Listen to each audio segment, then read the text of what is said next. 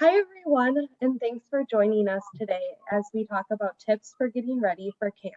My name is Abby Bornemeyer, and I'm the social media and digital events manager at the ADA, and I am joined by Anna Sabino. Anna, can you introduce yourself and share how long you've been involved with ADA camps and just a little background on yourself? Sure. Thank you so much for having me, Abby. My name is Anna Sabino. I have been living with type 1 for 33 years now. Started going to summer camp, diabetes camp specifically when I was about 10. And camp has really been a huge passion of mine, just in terms of all of the different opportunities and friendships and community that it can create. And I've been involved in several different capacities, from, a camper, a counselor, volunteer, speaker, for decades now, and really feel like it's just such a wonderful opportunity for the entire family. Thanks, Anna. Now that you gave us a little background on yourself and how long you've been involved with camps for, I think we should get started and jump right in. So Anna, there might be viewers tuning in right now who don't know exactly what camp is and how our camps differ from other summer camps. Could you explain a little bit about what a day-to-day looks like at one of our ADA camps? Absolutely. So I think what is so unique about, a diabetes camp, and I remember as a camper, the first time that I went to a diabetes camp, I was like, wow, we eat a lot. And I think, the main difference to me, which is a real positive, is that, diabetes is the norm. And it's really creates this amazing kind of 24/7 opportunity for kids and staff and parents to kind of be constantly exposed to this level of unspoken understanding where everybody just gets it. If a sight falls out on the archery field, if you're nervous to put a sensor on your leg for the first time, somebody's always got your back. And it creates this sense of teachable moments that is really, really special and unique about whether it's even just a day camp or a weekend or an overnight camp experience. It's all about just this sense of, everyone here gets it. This, like, lack of explaining, and almost a safety net that I think a lot of parents are just reassured about when they're sending their kid away for what is likely often the first time away from home, especially given the last couple of years with the lack of a lot of in-person opportunities due to COVID. But really, the day in the life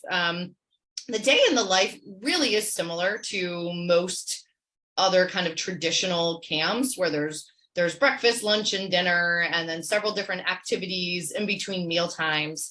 I think what is added in that is a huge component, other than those sort of teachable moment opportunities, is this level of diabetes education that is incorporated, throughout the session. Oftentimes they're led by someone like myself, who is a social worker and certified diabetes care and education specialist, or a staff member, where it's just an opportunity to kind of vent and share about life with diabetes. And those are really where, the amazing stories come out. There's a lot of artwork that happens where it can become kind of art therapy or exercise therapy when it relates to diabetes. And then at meal times, there's a special sense of camaraderie that comes with, everyone sitting in a circle at a picnic table, pricking their fingers together, or bolusing together, and, kind of figuring out the day-to-day of diabetes together in terms of carbohydrate counting and just constant learning. And there's never a sense of exclusion, which I think is sometimes sometimes available at a traditional camp, where you might be the only child living with type 1.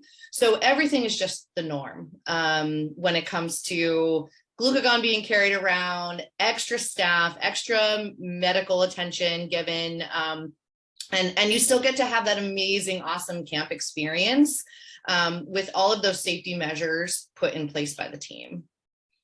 That's awesome. Thank you for sharing a little bit about a day in the life of a camper.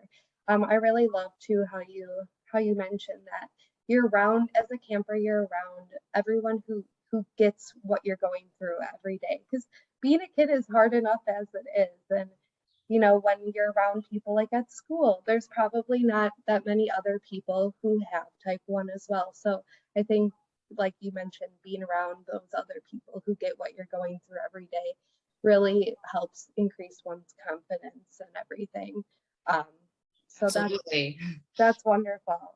Thank you. And thank you for sharing too a little bit about the education component, because I do think that that's really important too to stress, because not a normal summer camp doesn't have that component, especially for the participants who have diabetes. Um, so Anna, you do have a blog, and in a recent blog post, you wrote 5 ways that parents can keep their cool with diabetes this summer. It would be great if we could talk a little bit about each of the tips and maybe a little bit about how they relate to camp and just overall in a family sense. So the first one tip you mentioned was create a communication plan that works for you. Could you touch on that a little bit? Sure, sure. So I think why I wanted to add this tip in is because sometimes during the school year, and a lot of times, and hopefully this is more often than not, parents create a 504 plan, which really just serves as that safety net and a way to educate and empower, students to successfully have a school experience and be able to participate and do all of those things. And they're used to that kind of level of structure and allowance in terms of, having a water bottle in the classroom or access to snacks and that sort of thing. And when you're home, sometimes, unless you're going to a camp every single day for the entire summer, some of that structure is often loosened up a little bit. And applying some of those, 504 plan tactics, or just kind of even sitting down and having a family meeting. I have a 4 and a 2-year-old, and although they're a little young for having like a formal meeting at the dining room table, it does really work to have an opportunity where there's a plan.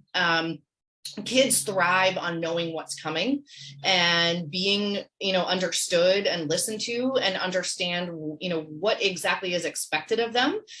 You before you go to gym class, you talk about what the rules of the game are before you start playing. So it's sort of the same kind of component when you're at home. Let's talk about what the expectations are, whether you're going out for the day or whether you're going to the mall or whatever you're doing, having a plan of, I'm still going to follow your blood sugar, and I still expect with you to check in with me at X time, regardless of how old the child is. It's a great idea to look at what is going to work for you at home, individually as a family, to make sure that you're preventing, as many adverse events as possible, and that you're as prepared.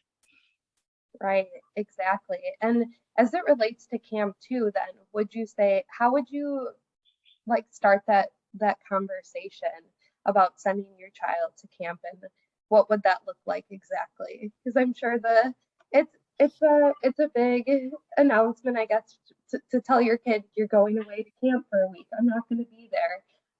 So how would you start that conversation with your child? Yeah, well, first of all, there's something to be said about kind of making the decision together.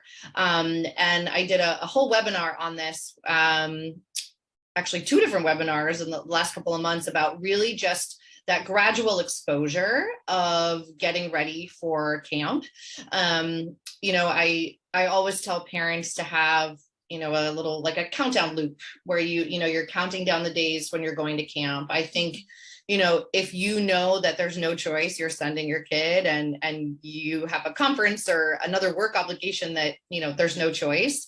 I think it's just emotionally preparing them and you for what's to come. It's showing them pictures of camp. It's trying to connect with a family beforehand. It's making sure that if you're going away, especially for an overnight camp, those 5 days or 10 days are not the first time you're away from home, and that you have opportunities to practice, not necessarily for the kid, but for the parent too. Especially if you're using a sensor, it can be a real eye opener to all of a sudden not have access to, every 5-minute data notifications on your child's blood sugar. And most diabetes camps really recommend, and many require, parents to not have the opportunity to, access their child's blood sugars while they're at diabetes camp. And really, I'm 100% for that. So in terms of relating that to camp, it's talking about it far in advance. It's asking them questions. What are you most looking forward to? And things like that. That's great. Thank you. And I love how you said to show your child pictures of camp and maybe, connecting with a camp family. And a way that you can do that too is a lot of our camps do have Facebook groups. So definitely look on Facebook and see if your camp has a Facebook group, and then join it. And then there are so many families who are constantly posting in there. And if you made a post in there too, just kind of giving your background on your child and everything, and just wanting to connect with someone, I'm sure that one of the families, at least one, or if not more, would be more than happy to talk with you and your child and encourage them all. I think that would be great. And there's a lot of pictures and videos in there. Camp is truly a fun place. And I think the more that you can show your child that, the better. Um, and so your next tip, you kind of did touch on it a little bit too, is just that emotional vaccination and giving yourself time to prep before you check in with your kid. But do you have anything else you would want to add to that? Yeah, I think this term I use a lot when I work with parents specifically. And what I mean by emotional vaccination is giving yourself some time to process as the parent, what you can predict your emotions might being, not necessarily related to camp, but just in general. If you know that you're the type of parent that can often lose their cool when you see a double arrow up on a CGM, or that you might predict yourself being really, really sad when you're dropping off your kid, take a moment in the morning and think about what you can anticipate your feelings being later in the day or the next day, so you feel as mentally and emotionally prepared as possible, and you have the ability to kind of lean into those emotions.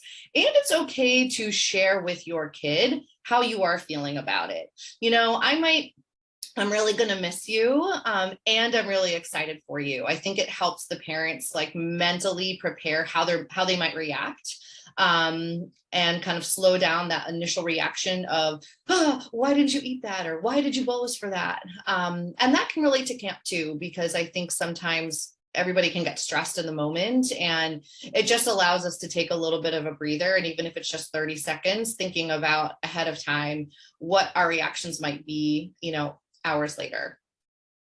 That's great. Thank you for talking a little bit about that. And I do think thinking ahead of time about your emotions and reactions definitely is helpful in that type of scenario, because obviously you are going to miss your child sending them away for a week, but thinking about too everything they're going to get out of it and how much more confident they're going to be in the long run, I think is something also that you have to think about. And I like that you said that you can share both of those sides with your child as well, just so that they know that they can share both sides with you as well.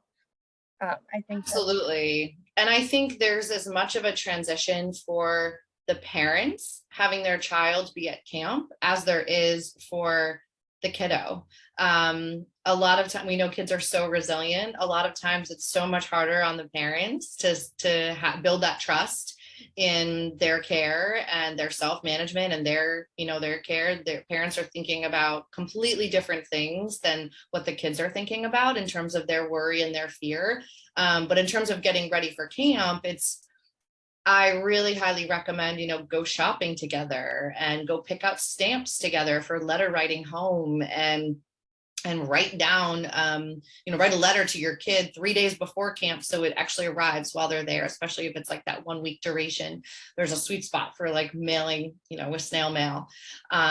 But it's really just planning ahead of time and making sure that you practice letting go of your kid, whether it's at a play date for 2 hours, whether it's an overnight at grandma's, because nobody wants to have their kid get to camp and get that phone call that they're hysterical like 3 days in. And I think the more you can prepare both physically and then therefore emotionally, is always for the better. Definitely. And that too, you touched on, parents might be a little nervous too about sending their child away and knowing that, like, what if they get sick at camp, or what if they go really low? What do they need to send snacks with them, or what happens? But could you talk a little bit about just like add on, just kind of the medical aspect and how we have medical staff at all of the camps?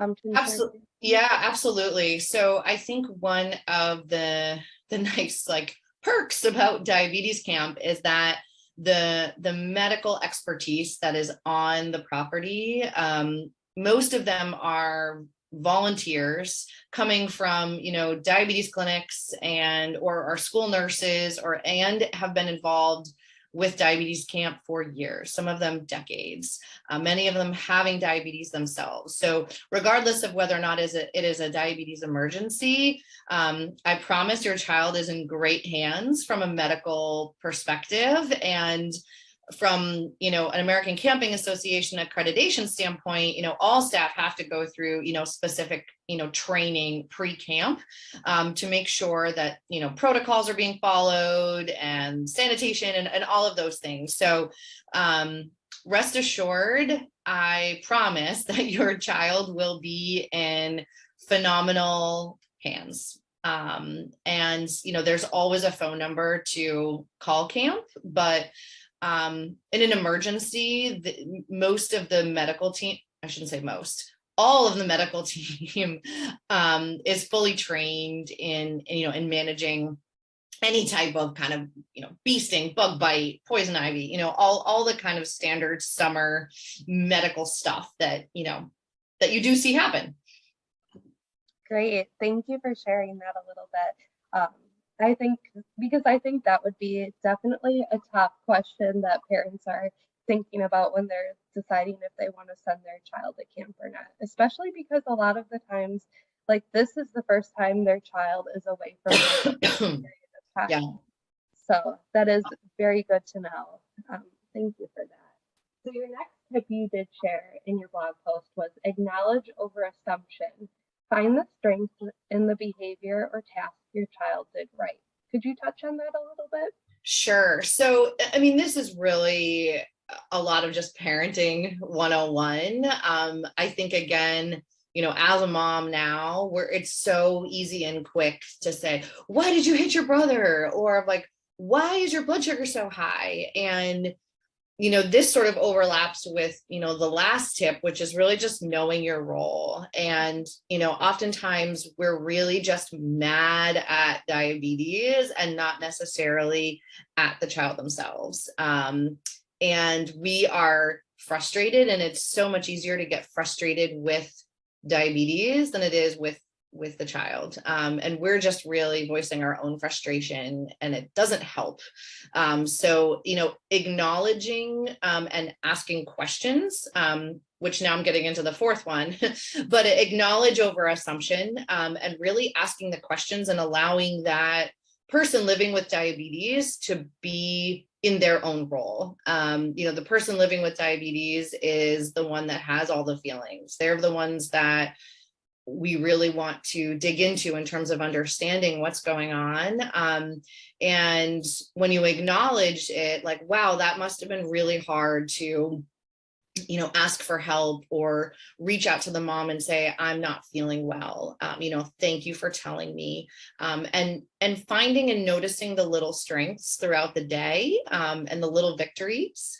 And this is what camp is really, really good at too, is a lot of the time, if someone will give an injection for the first time, there'll be a big celebration in the dining hall, or if your goal as a parent is to, get them to wear their pump site on a different part of their body, that is something that can be acknowledged and strengthened, using that sense of community, but also, acknowledging that, thank you for trying.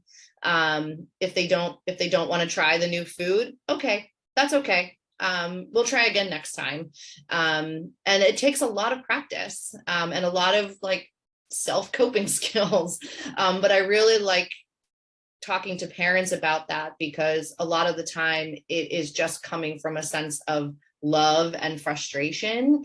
But we want to try and keep some of that stuff to ourselves as parents as much as we can, or not let our children hear our frustration, because it gets them frustrated too.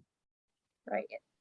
Definitely. And I think definitely acknowledging is very powerful, like you said, and asking those questions so that you can avoid assumption is very important. So I like how ask your questions and acknowledge over assumption. They both go hand in hand. You really have to use asking the questions to be able to acknowledge, I think, definitely. So very important. So I think we can go on then to the last tip, actually, which would be know your role. Yeah. So one of my big focus areas when I work with parents and families is really acknowledging each other's roles. If there's some family conflict happening, or, oftentimes a mom will come to me and say, I feel like I'm the only one that cares about diabetes in the family, and I wish my kid would just do X, Y, and Z. I wish they would just remember to bolus. I wish they would remember to bring their PDM with them to school so I don't have to run down. And what we're really mad at here is diabetes. The role of diabetes is to fight with us all day. We have diabetes for a reason, and our blood sugars would be essentially in range as close to 100% of the time as possible, if it wasn't around. So we are essentially set up as a family to work as a team, to be mad at diabetes. The role of diabetes is to essentially suck the life out of us, and provide a lot of stress and fear, and obviously some strength and community, when it comes to camp and the amazing things that it can teach us. But the role of the person living with diabetes, I always emphasize, they are the team captain. They are the ones that have the feelings. They are the CEO to their diabetes, and the parents and caregivers and their entire support system, they are the CEO in training. They are the executive vice president. So it is our job as the parents, the camp counselors, the caregivers, the researchers, to make sure that we are constantly meeting the needs of that team captain and prioritizing them having the most power over diabetes in the entire family unit. And I think that's really, really hard for parents, especially who have kids who are diagnosed really young, where they may not be 100% verbal when they're diagnosed, or as teenagers and tweens are moving towards seeking independence, we have to follow along our diabetes support and giving them the support that they need as they travel along their level of independence simultaneously. And that's really, really challenging. So it involves a lot of tough conversations, but making sure that parents are kind of staying in their lane and recognizing what their role is, and doing a lot of check-ins with their kids is, I think, one of the biggest foundations for a successful, trusted relationship between parent and child that will hopefully prevent any adverse events or diabetes-related, complexities years down the road. I like how you touched on to the person living with diabetes is the CEO of their diabetes, and that everyone else needs to make sure that they're meeting the needs of that person. And really, too, diabetes, like you've touched on throughout this conversation, it doesn't just affect the person who has it. It affects the family and everyone. And the person living with diabetes needs that whole support system. So really framing it. 100%. it's not a one person show. It takes a lot of work, and essentially we're diagnosed with a lot of fear and worry and at diagnosis, and the entire family really is too, depending on the age, but it's a lot of work to play And the the role of a parents pancreas. yeah, the parents need the support too, as well, even if they're not the ones living with diabetes too. They Yes. need the support to be able to support their child as well. So just really being open about it and everything and talking with other families and talking with other people, I think is so important to also just create an even larger support system that you can lean on. So, Absolutely. Could not agree more. but this has been great. And I just want to know, are there any last minute tips or advice that you have for maybe first time campers or parents who are thinking about sending their child to camp? Yeah, I mean, I first of all, I want to acknowledge that, camp isn't for everyone. I 100% recognize there are some people who go to camp and they don't end up going back the next year. I think a lot of parents expect their kids to love it immediately, and it may take a few years for your kid to warm up to loving camp. And that's okay. There are some kids where day camp might be their thing, or they're one of those kids that is going to end up at camp for 8 weeks all summer. And, as a parent, your kid and what works best for them and the way they communicate and the type of preparation that they need.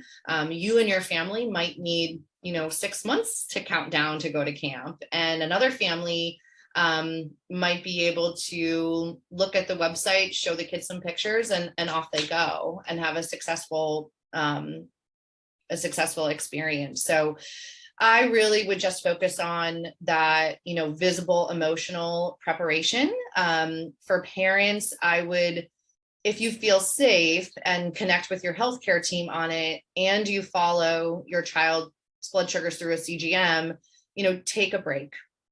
Use the opportunity when you're at camp to, you won't have access to your kids' numbers, set some goals for yourself. This is your break from diabetes, and know that your child is in the best hands and will probably be crying that they want to stay longer. And the last thing I really want to say is, as a parent, don't wait too long to seek help for yourself. And that's one of the reasons that I created my private practice and my blog, is that parents, even though they are not the team captain, they are the, executive vice president, they are the co-pilot, and they are essentially managing, diabetes for a different person. And that is an incredibly challenging role to be in. And kudos for you all for being handed a device that likely follows their blood sugar, where you have to essentially be a robot and try to predict what is going to happen, because it is so hard. So make sure that you are considering the mental health and additional education for yourself. And that's what I offer with my coaching services, is really an opportunity to feel empowered and confident in how you're managing diabetes in the day-to-day, and keeping your cool in your household. Great advice. Yeah, and if people want to follow along on your blog or are interested in your coaching services, how can they find you? Yeah, so I have a Facebook page and an Instagram. It's just at Finding Smiles Coaching. And then my website is findingsmilescoaching.com, where you can find the blog and just information about one-on-one sessions or group programs. I will be doing some free webinars later this summer on kind of getting ready to head back to school, around 504s and sleepovers and sports and all that fun stuff. So I hope to meet some of you. Thank you, Anna, and thank you to everyone who is tuning in right now. If you would like more information on camp, or if you have additional questions, please visit diabetes.org/camp, and we hope to see you at camp in the future. Bye, everyone. Thank you.